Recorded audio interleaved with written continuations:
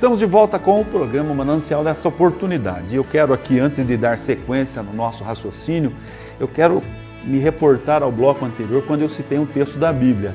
Eu disse que era Mateus 18 a partir do 16. É o inverso, na verdade.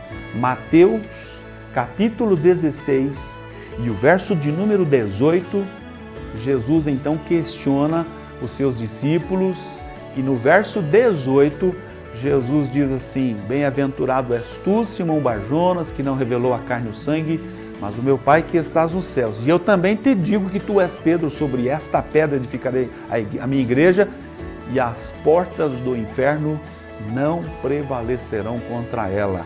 Mateus, capítulo 16 e o verso de número 18. Mas eu estava falando, no início do bloco anterior, qual é o intento do adversário de Deus nos dias iniciais da igreja. Ele lutou contra a igreja. Ele tentou aplacar o ânimo da igreja. Tentou frustrar a mensagem da igreja em todo o tempo. Muito especialmente contra a vida daqueles discípulos iniciais, dos apóstolos, dos pais da igreja, aqueles que deram início à obra terrena, ministerial, da igreja. O apóstolo Paulo é alguém que deixa claro nas suas escrituras, especialmente no livro de Atos, nas suas viagens missionárias, não é? Paulo fez algumas viagens missionárias disseminando o evangelho, evidentemente após a sua experiência de conversão. No livro de Atos capítulo 9, ele indo em direção a Samaria, ele tem um encontro real com Jesus Cristo, um encontro de impacto, de mudança, de transformação, de novo nascimento, na linguagem que ele mesmo se utiliza nas suas muitas cartas.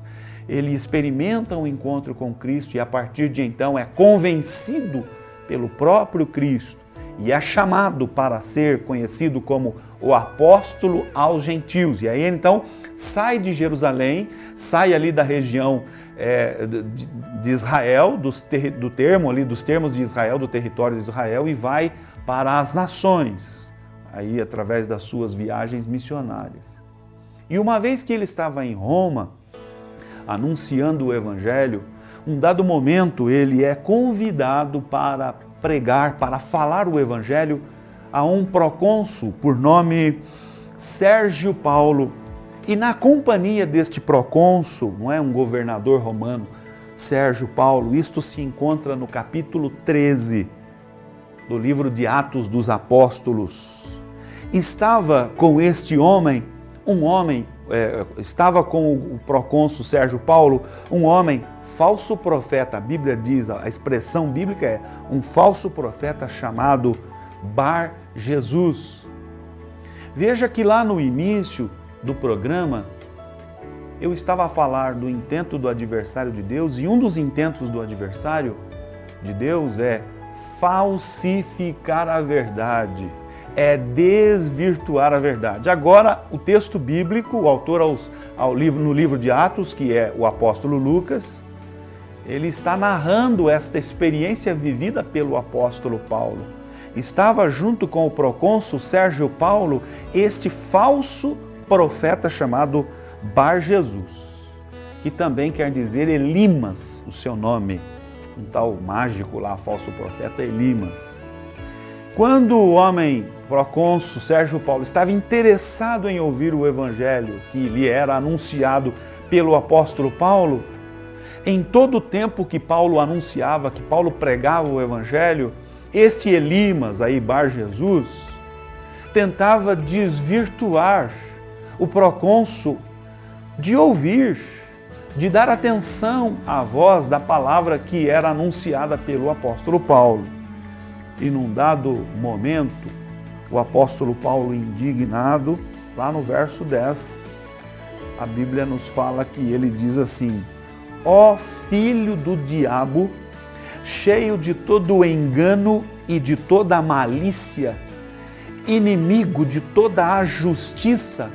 Inimigo de toda a justiça. Lá no princípio eu falei que um dos intentos do adversário de Deus é promover a injustiça. Promover a injustiça, porque já, Paulo diz lá, 2 Tessalonicenses 2,7, porque já o mistério da injustiça opera. E agora aqui ele diz, inimigo de toda a justiça, não cessarás de perturbar os retos caminhos do Senhor.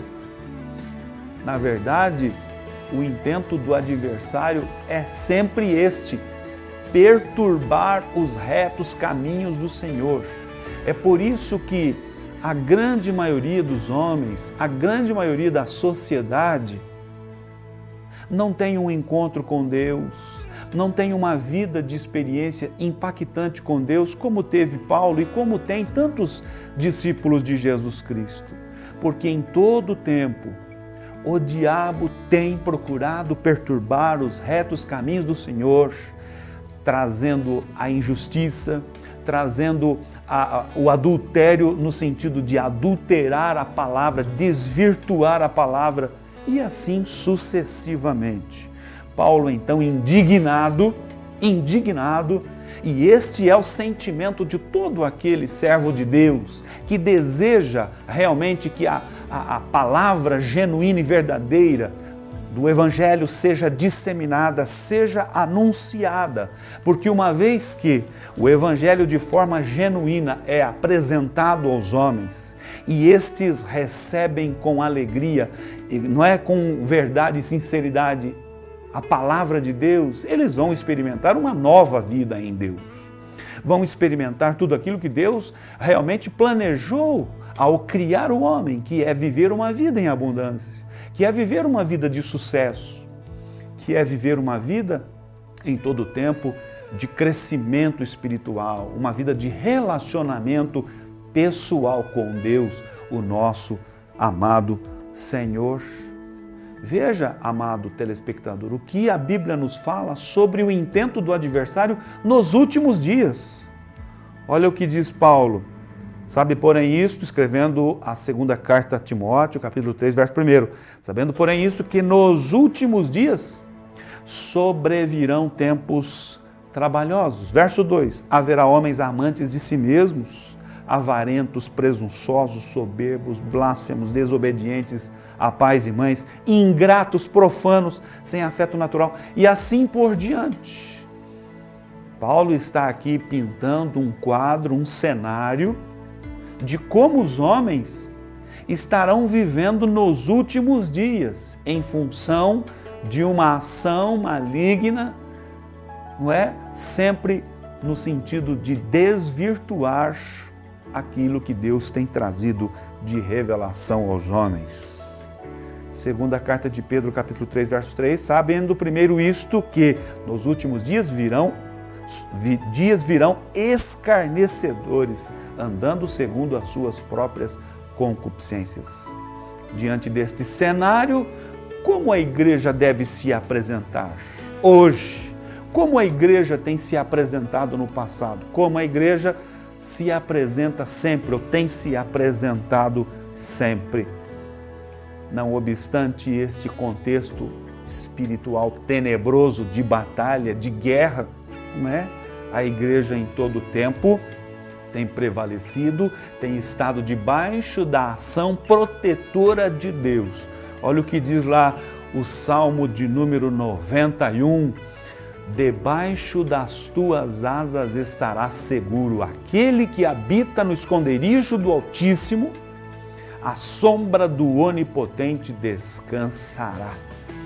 E aí lá na frente o salmista diz, debaixo das tuas asas estarás seguro.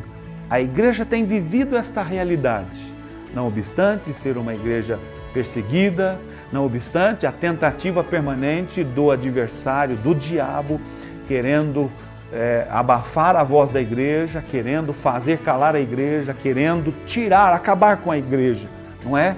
Mas ele não tem conseguido, porque por uma série de razões, reveladas na palavra. Primeiro, a esta palavra de Cristo, as portas do inferno não prevalecerão contra a minha igreja. Segundo, Nas palavras do apóstolo João, em uma das suas cartas, maior é aquele que está em vós do que aquele que está no mundo. E por aí vai a revelação da palavra de Deus. Jesus diz lá que as ovelhas que o Pai deu a ele estão nas suas mãos e ninguém poderá arrebatar as suas ovelhas das suas mãos. Então, meu prezado telespectador, diante deste cenário aí de batalha espiritual, qual deve ser a minha atitude? Qual deve ser a sua atitude? O que devemos fazer diante deste cenário? A resposta a este questionamento nós vamos trazer no próximo bloco, após um breve intervalo comercial.